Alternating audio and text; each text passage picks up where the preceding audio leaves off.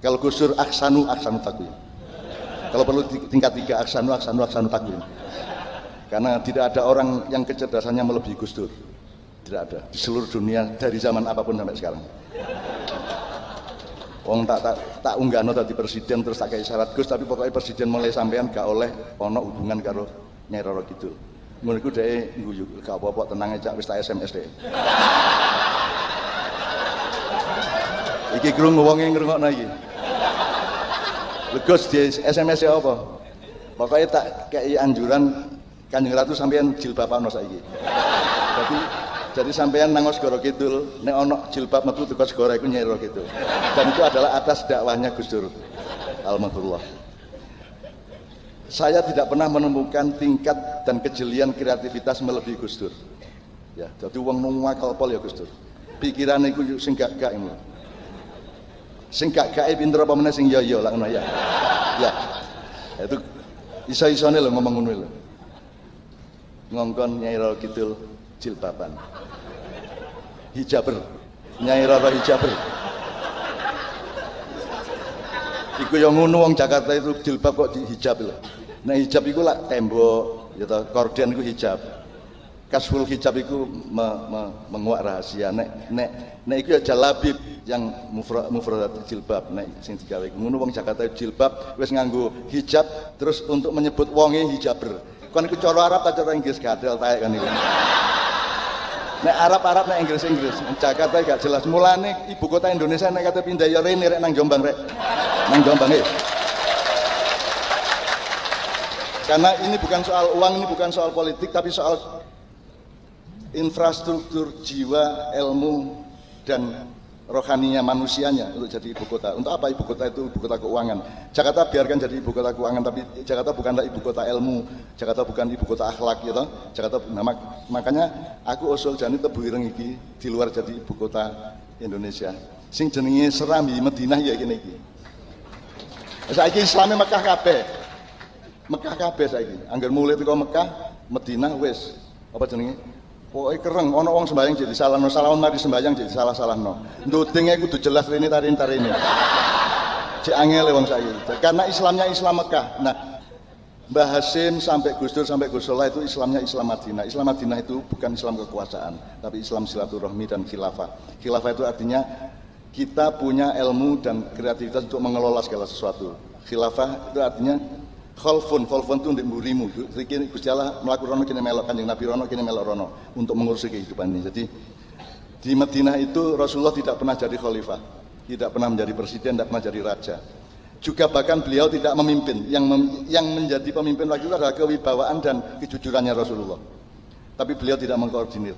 Jadi rakyat warga Madinah dibiarkan untuk berunding sendiri untuk masalah-masalah yang mereka hadapi sehingga muncul sampai 47 piagam pasal piagam Madinah itu. Dan Rasulullah di sana tidak nyuruh-nyuruh orang Islam masuk Islam, tidak nyuruh orang untuk masuk Islam. Rasulullah di sana umat Islam hanya 15%. Jadi yang dilakukan Rasulullah begitu ke sana adalah mencari sumber air, terus mempetakan mana tanah untuk pertanian dan mana tanah untuk hunian. Kemudian dia mempelajari segala sesuatu yang menyangkut Desa Mawacoro dan Negara Mawatoto di Madinah dan tidak pernah menjadi khalifah, tidak menjadi. Jadi kalau kita sampai ada menteri yang mengatakan haram hukumnya kalau mengikuti sistem pemerintahan Nabi Muhammad, itu kan ajahalul jahiliyah. Itu sak goblok wong goblok. Kapan Kanjeng Nabi untuk sistem pemerintahan itu kapan? Kon macamu iku apa, Rinyo. Tak tatap maca agak ndas mungkin. Kapan Kanjeng Nabi jadi pemerintah lho kapan? Gak tahu ono sistem pemerintahan. Yang ada adalah punokawan dan ponokawan. Kalau bahasa Jawa, punokawan itu orang yang menemani rakyat dengan ilmu dan kebijaksanaan. Kalau ponokawan orang yang menemani rakyat dengan cinta dan kesetiaan. Itulah yang dilakukan Rasulullah di Madinah. Tidak memimpin secara formal. Nah, mulai Islam jadi blunder itu ketika ada Khulafaur Rasyidin, Abu Bakar, As-Siddiq, Umar bin Khattab, kemudian Utsman bin Affan, Ali bin Abi Thalib, kemudian al-khulafa ghairu rasyidin ba'da lagi. Sing rasyidin nek papat liyane gak rasyidin kabeh. Dan berkembang Islam kemana-mana ini oleh yang ghairu rasyidin ini. Itu teman sekalian. Nah, jadi menurut saya khilafah itu bukan sistem pemerintahan negara. Khilafah itu adalah sumber cara berpikir untuk mengurusi apapun saja dalam hidupmu. Dari keluargamu, dirimu sendiri, hatimu, pikiranmu, kebunmu, sawahmu, tanamanmu, kencingmu, semua kamu urusi, kamu kelola dengan khilafah itu. Jadi khilafah itu bukan satu bahasa yang bisa dikonotasikan secara padat menjadi sistem kekuasaan. Tetapi kadung Abu Bakar dari khalifah, wong Syiah nek tak kandhani kan sing salah Abu Bakar iku ben lapo dari khalifah bareng Kanjeng Nabi gak tau dadi khalifah. Seneng atine ya. Gitu cak, iya. Sing luwih salah meneh Ali ngono. Lho apa? Lah Ali kok gelem-geleme nerusno lho. Nek aku dadi Ali, aku ngelompokno kabeh tak maiyahno kabeh. Tak kelompokno rek, wis aku gak usah dadi khalifah gak patheken rek. Tapi ayo ngat diatur bareng gawe perjanjian bareng yo penake terus iki. Mari matine Sayyidina Utsman. Wis mari ngono cuman kon mateni aku utawa aku mateni kon ya saiki ayo rembug bareng-bareng ya apa. Nah, itu yang dilakukan Rasulullah bukanlah khilafah dalam arti padat kekuasaan, tetapi adalah kebijaksanaan untuk mengelola tata kehidupan di lingkungan Madinah pada waktu itu. Makanya saya membayangkan sebenarnya saiki wis ana serambi Mekah, Aceh. Lah serambi Madinah ini. Ini nek prasaku ya semua pesantren Tebu Ireng harus menjadi serambi Madinah. Jadi urusannya gak apa jenenge tauhid dan akhlak, urusannya itu adalah silaturahmi, urusan pluralisme, urusan bertani, urusan berdagang dengan baik. Itu Madaniyah namanya. Nah, menurut saya Gus Solah adalah orang semacam itu. Gus Solah tidak spektakuler seperti Gus Dur, tapi Gus Solah adalah orang yang sangat jujur, orang yang juga tidak bernafsu terhadap apapun yang dia tidak boleh bernafsu. Gus Solah juga tidak mengejar sesuatu yang dia tidak pantas mengejarnya. Gus Solah ya apa anane wong motore Vespa. Itu pun aku curiga duduk Vespa paling ku baja iku. Nek Vespa lak temenan Italine baja iku ya meh-meh kayak Vespa tapi duduk Vespa baja. Soal aku biyen nggih baja rek.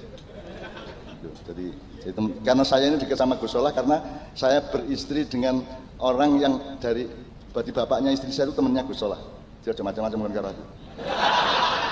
Moro tuaku iki kancane Gus Solah, iya rek, moro tuaku karo cacakne moro tuaku kancane Gus Solah. Kos bareng zaman ITB biyen tak diturute. Ngono lho rek. Dadi aku iki elek-elek ya warga Tebu Ireng nggih.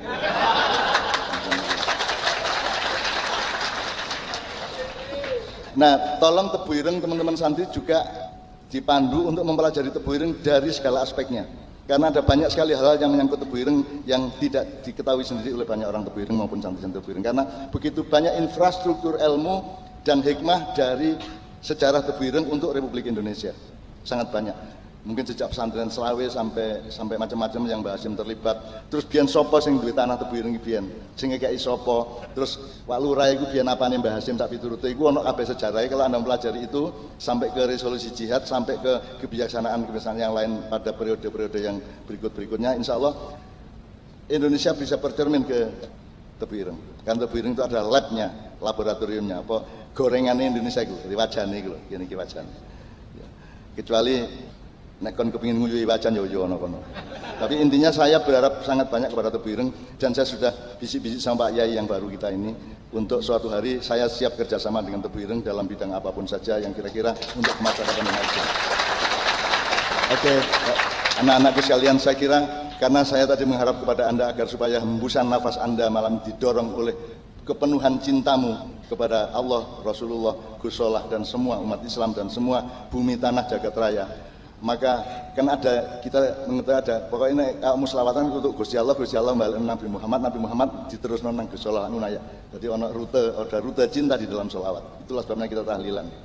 Bayangkan malam hari ini mantan ketua Muhammadiyah Pak Din Samsudin melok tahlilan. Iya, dan itu di samping saya tak lirik-lirik apal tagare gitu. Ternyata apal. Soalnya saya itu selalu menyebut-nyebut nama beliau dalam konteks hukumnya rokok. Kalau NU itu kan tidak lazim kalau Kiai NU tidak merokok, itu tidak lazim. Kalau Muhammadiyah itu ada dua mazhab di dalam Muhammadiyah, ada Muhammadiyah Malikiyah itu boleh merokok karena Pak Malik Fajar ngerokok terus. Terus ada Muhammadiyah Syafi'iyah itu tidak boleh ngerokok karena Pak Syafi'i Ma'arif tidak ngerokok. Nek NU aku takon nang Mbah Sirot Selaten tokoh NU lokal di sana, umur 94, bas. Mbah, apa hukumnya ngerokok, Mbah? Terus dia ngene, wah wajib. Ya apa? Wajib. Ya apa? NU ya Allah. Nah, Pak Din itu merokok hanya kalau di Samsu. Makanya kalau ketemu dia siapa? Din Samsu, Din. Jelas ya?